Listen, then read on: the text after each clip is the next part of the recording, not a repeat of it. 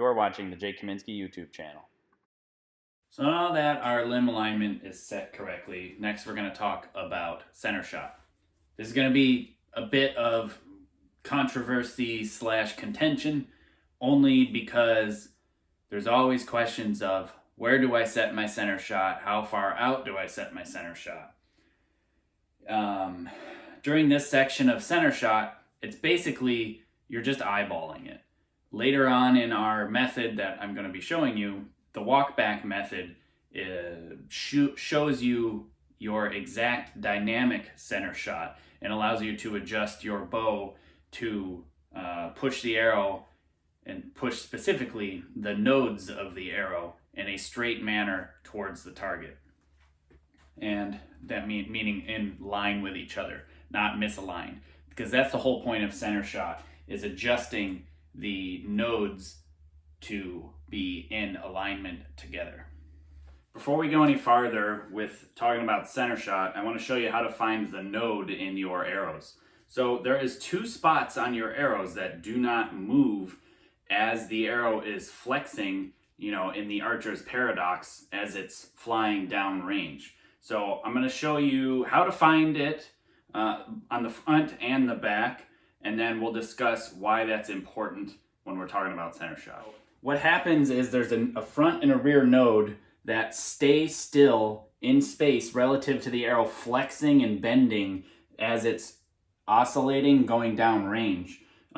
So this is the front node, this is the back node, and the arrow itself, as it's flexing in high-speed cameras, it flexes like this. So there's 2 spots, front and back, like this, that are the nodes which do not move in space. The whole point of center shot is to align the front node and the back node to be in line with the target, so when the arrow is being pushed forward, so the 2 spots of the arrow that do not move being pushed forward are following each other in space to create the most aerodynamically efficient arrow as possible. If it is not perfectly aligned to the target, like this with a small cross section, obviously it's flexing, so it's a bit bigger cross section. But if it's misaligned, it's a bigger cross section and it's going to want to plane one direction or the other. The way that I find my center shot is you want to hold the arrow somewhere in the front near the point.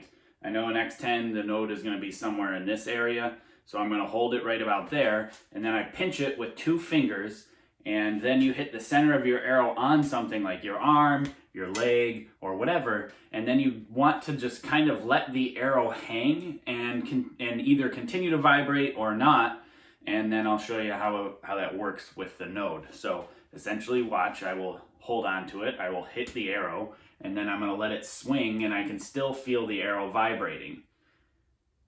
And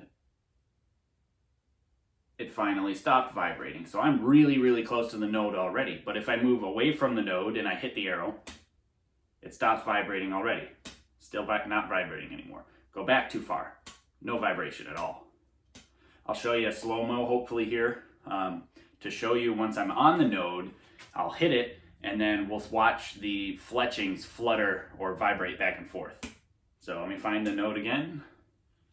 And you can just keep slightly moving until your arrow continues to vibrate for a long period of time.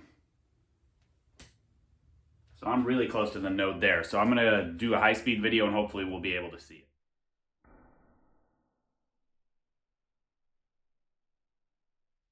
We found the front node. Now I'm going to show you how to find the back node. This second section I wouldn't necessarily 100% recommend to try because if you do it incorrectly and enough times, you risk potentially damaging your arrow, I believe, especially if you're using an aluminum arrow. So once you find your front node, you should mark it. So here's my front node right here.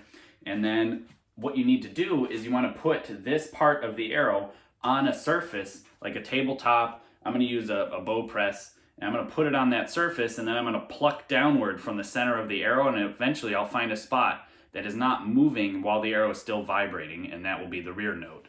Okay, I'm on my front node still, and then I'm going to use the edge of something to put the backside of the arrow somewhere around here.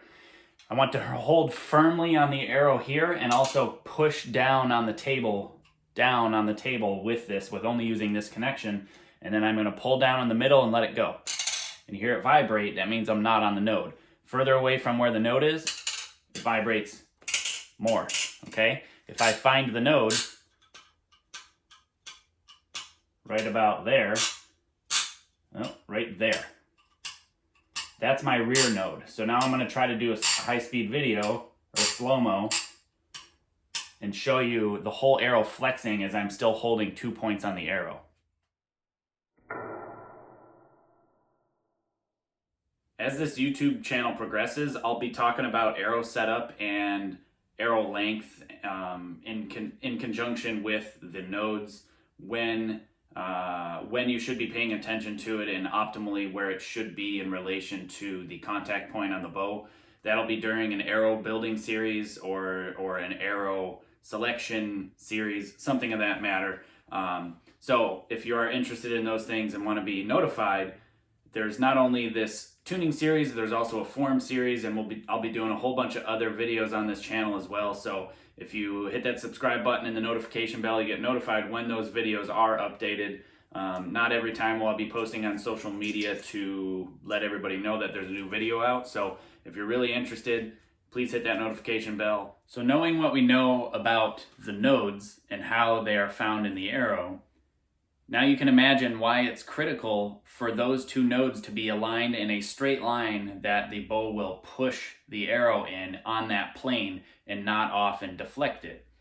So with parallel shaft arrows, I have found every single time that I do a walk back, and every single person that I've ever had a walk back tune with or had reported back to me, I have always had them have their center shot or the arrow set directly down the center of the string, having a center shot straight down the center.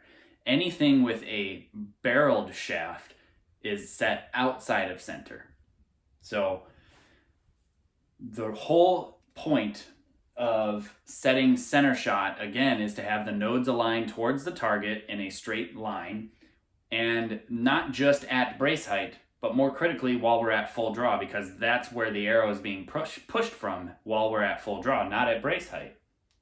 So the whole idea is, if you take an X10, which is barreled, so what does barreled mean? Barreled means it's thicker in the middle than it is on the ends. So at brace height, the arrow itself is resting somewhere around here on the plunger, which dictates your center shot. And so this part of the arrow is thicker because it's close to the center. Then when you're at full draw, it's way out here.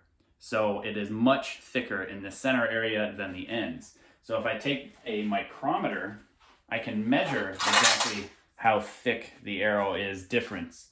So I'm going to zero my micrometer, and I'm going to see right there is where the arrow is resting when I'm at full draw.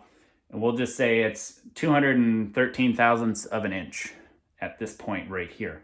Now, I know that the arrow contacts the plunger somewhere around here, just based on where my clicker location is. So if I put it right here, it's 196 thousandths of an inch down here.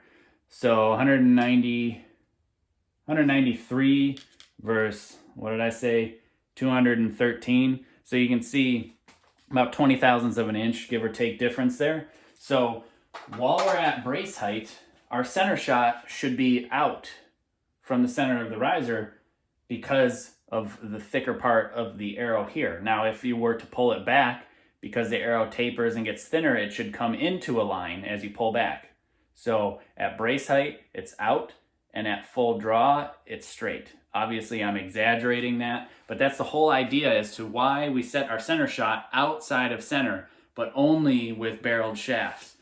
I know old school rule of thumb is outside of center. I don't know why that is. I think now we've got modern plungers that have springs and all that stuff, but back in the day, they didn't have springs. They set it with a rock solid system to push against. There wasn't a spring until not very recently, but somewhat recently. Again, a barreled shaft outside of center, paralleled shaft down the center. Now, if you think about it, we haven't really gotten into this yet with knocking point, but if at brace height we're setting our center shot outside of center, don't you think we should also set our arrow slightly above the center of the plunger at brace height as well? Because as we pull back, it will drop down to the center of the plunger based on the thickness change throughout the arrow. So many people will set their plunger at brace height in the center of the arrow because they like that. I don't really care about that because I use the rest as an adjustment for fine tuning. But optimally, yeah, the arrow should be in the center of the plunger. But as you pull back, the arrow tapers, so it's going to drop more and be on the lower side of the plunger at full draw compared to brace height. So just a quick tip there. So now that we know what we're looking for with center shot, and we've already learned how to adjust it in a previous episode, I'm gonna set up this arrow. This is just a regular X7 basically. This is my wife's bow here. I'm gonna set her center shot up to be using these arrows here, and it's gonna go down the center. So I'm gonna show you how to do down the center with these arrows, and then I'll put an X10 on and show you what I like and what I know is really, really close for me with my X10s. It'll be different for you, and you can really only find that after you do walk back tuning to actually find out your dynamic center shot.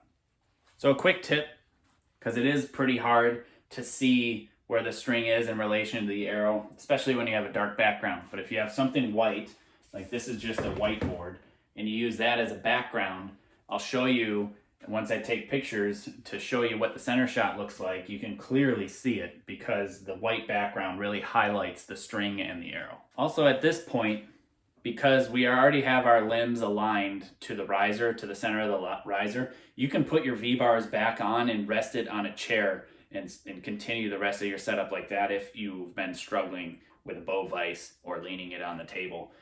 Plus, now the limbs are aligned to each other, so really you only need one biter block as a reference. So as I'm trying to do this, you can see how as I get it aligned, the arrow really disappears behind the string.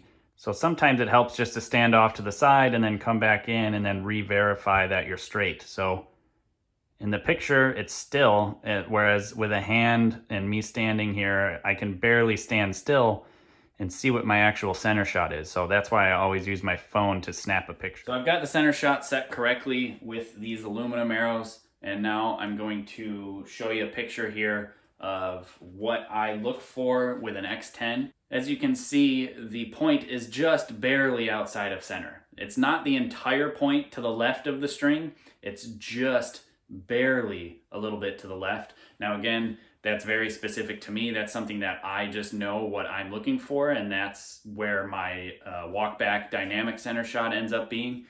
You'll find that over time, but for me, that's where I'm at. You see there in the picture, it's very hard to see the arrow shaft to the left, but if I'm doing it with this video, you can see this little bit of movement. You can see that it's just a touch to the left of the string, and that's all that you need for center shot to be outside of center. That covers the basics of center shot for the majority of this step, what we're talking about in just rough center shot.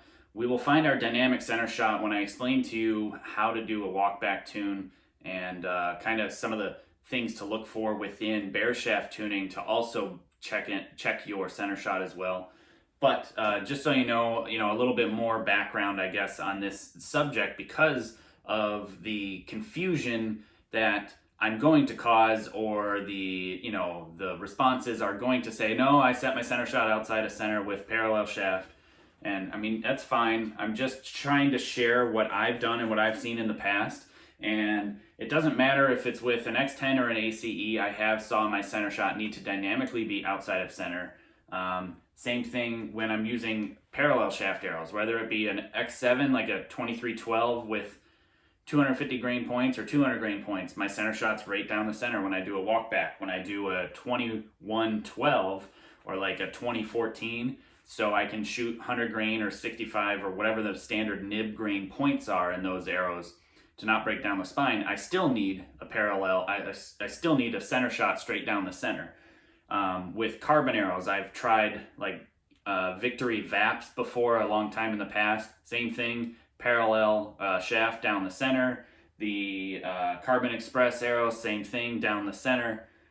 Fat Boys down the center, everything down the center. And like I said, everybody that I've actually taken through my method of tuning, after we get a rough tune a rough center shot and all that stuff, and then go do a walk back, it really just always ends up with parallel shaft down the center.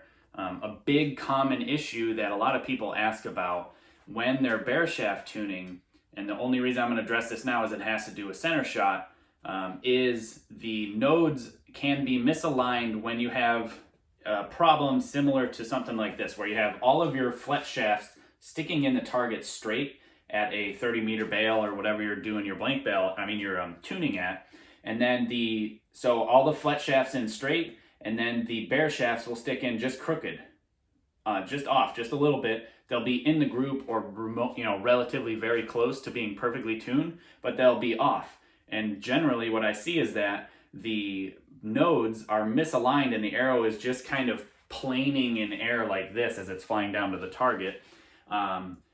I see that commonly, especially with indoors at 20 yards, because a lot of people will just do their bare shaft tuning at 20 yards. However, I always do all my bare shaft tuning at 30 meters, even with big fat aluminum arrows, because I just find that 20 yards is not far enough distance away to actually see what the arrow is doing. You end up getting a false reading, and we'll cover that here shortly on the bare shaft tuning and how to basically do bare shaft tuning. But that generally covers the center shot selection, how to find your nodes, and what is center shot, and what are my recommendations. Thanks for watching. Be sure to subscribe and hit that notification bell so you get notified every time a new video is uploaded. For seminar and book info, head to jakekaminski.com or click on the link below. And yeah, I appreciate you guys watching. If you would, please share this video. It really helped get the word back out that I am back out there. Thanks again. Take care.